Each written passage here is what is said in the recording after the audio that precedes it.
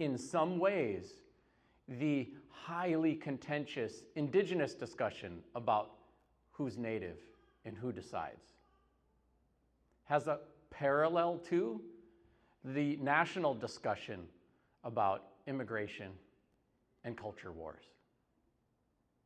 They're both reactions to things changing so fast that it looks unrecognizable, and an effort to slow that down or stop it. Both positions will be terribly disappointed because there is no way to stop humans from moving around, falling in love, making babies, and doing all that stuff. It's weird because as we become more diverse, it means we will obviously end up being more homogeneous.